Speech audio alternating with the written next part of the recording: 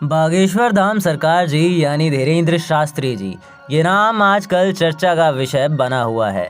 कई भक्तों का मानना है कि ये भक्तों के मन की बात बिना कहे ही जान जाते हैं और इसीलिए इनके भक्तों की संख्या में सिर्फ आम लोग ही नहीं बल्कि कई जाने माने नाम भी शामिल हैं, जिनमें कई नेता और अभिनेता भी शामिल हैं। मगर हाल ही में नागपुर में उनकी कथा के दौरान एक संगठन ने उन पर अंधविश्वास फैलाने का आरोप लगाया था और चुनौती दी थी कि यदि वह इतने सिद्ध हैं तो समिति के सामने आकर चमत्कार करें।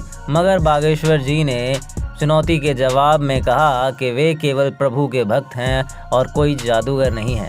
यदि किसी को प्यास लगी है तो वह स्वयं कुएं के पास आएगा, ना कि कुआं प्यासे के पास जाएगा। तो आइए आज की इस वीडियो में हम इस पूरे मामले की तह तक पहुंचने की कोशिश करते हैं। दरअसल आजकल बागेश्वर सरकार जी के खिलाफ सोशल मीडिया पर कई बातें तेज़ी से फैलाई जा रही है कि इन पर कोई सिद्धियां नहीं हैं और ये केवल लोगों की भावनाओं के साथ खिलवाड़ करते हैं और अंधविश्वास को भी बढ़ावा दे रहे हैं। आइए एक नज़र दौड़ाते हैं धीरेंद्र शास्त्री जी के बागेश्वर धाम सरकार बनने तक के सफ़र को।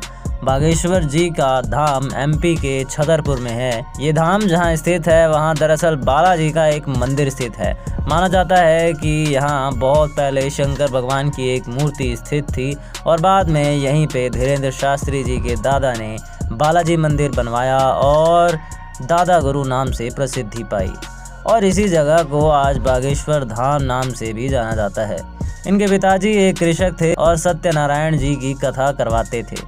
इनका जन्म 4 जुलाई 1996 में हुआ और इन्होंने 12वीं कक्षा के बाद से ही अपने पिता के भांति ही सत्यनारायण जी की कथा करानी शुरू कर दी थी। इसी दौरान वह गढ़ा स्थित मंदिर में भी जाया करते थे और उन्होंने कुछ साल पहले एक प्रेस कॉन्फ्रेंस में बोला था कि इनका धाम गढ़ा में ही होगा और भक्त वहां अपनी समस्याएं ला सकते हैं। उनका दावा था कि बालाजी महाराज उनके सपने में आए और यह उन्हीं की इच्छा है। कुछ ही समय बाद इनकी प्रसिद्धि सोशल मीडिया के जरिए बढ़ने लगी और ये एक जाना माना नाम बन गए। कुछ ही समय बाद धार्मिक चैनल्स ने भी इनका प्रचार करना शुरू कर दिया। गढ़ा स्थित धाम में लोग एक नारियल को लाल कपड़े में लपेटकर बालाजी महाराज से अर्जियां लगाने आते हैं। बागेश्वर धाम में आने वालों को एक टोकन लेना पड़ता है और एक पर्ची में उनकी जानकारी दर्ज की जाती है और जिस दिन दिव्य दरबार लगना होता है उस दिन की जानकारी बागेश्वर धाम जी ऑनलाइन सोशल मीडिया पर बताते हैं और फिर भक्तों को कॉल करके बताया जाता है। धाम में लोगों की समस्याओं को बागेश्वर जी बिना जाने ही एक पर्चे पर लिख देते हैं और इसी से उन्हें प्रसिद्धि भी मिली है। आज इस धाम की प्रसिद्धि इतनी बढ़ गई है कि ये धाम आज कई एकड़ तक फैल गया है और यहाँ आने वालों की संख्या लाखों तक हो गई है। प्रसिद्धि के साथ साथ बागेश्वर सरकार जी के आलोचकों की संख्या में भी काफ़ी तेज़ी हुई है, जिनमें कई विवाद शामिल हैं। बागेश्वर सरकार जी का नागपुर का विवाद। दरअसल कुछ समय पहले नागपुर में बागेश्वर धाम जी के दरबार लगा था, जो कि अपने समय से 2 दिन पहले ही ख़त्म कर दिया गया था। नागपुर के एक संगठन ने बागेश्वर जी पे अंधविश्वास फैलाने का आरोप लगाया था और उन्हें चुनौती दी थी कि यदि वो सबके मन की बात जान जाते हैं तो वह हमें भी हमारे मन की बात आकर बताएं और 30 लाख का इनाम भी ले जाएं। संगठन ने कहा कि यदि पुलिस इस पर कार्रवाई नहीं करेगी तो वह आंदोलन भी करेंगे। इस मामले पर धीरेंद्र शास्त्री जी का कहना है कि भारत में हर चीज़ का होने ना होने का सबूत मांगा जाता है। अब यहाँ हनुमान जी भी हैं, इसका सबूत कौन दे।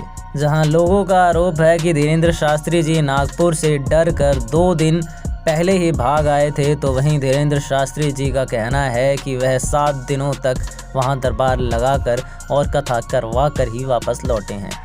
उनके मुताबिक लोग ऐसी अफवाहें पॉपुलैरिटी पाने के लिए करते हैं और यदि किसी को दुविधा या शंका है तो वह स्वयं यहां आकर प्रमाण देख सकते हैं। इससे पहले भी धीरेंद्र शास्त्री जी कई विवादों में रह चुके हैं, जिसमें सीएम शिवराज सिंह चौहान को बुलडोज़र बाबा बोलना, ब्राह्मण विरोधी बयानों का विरोध करना, हाल ही में पठान फिल्म का बॉयकॉट करने का समर्थन करना आदि शामिल है।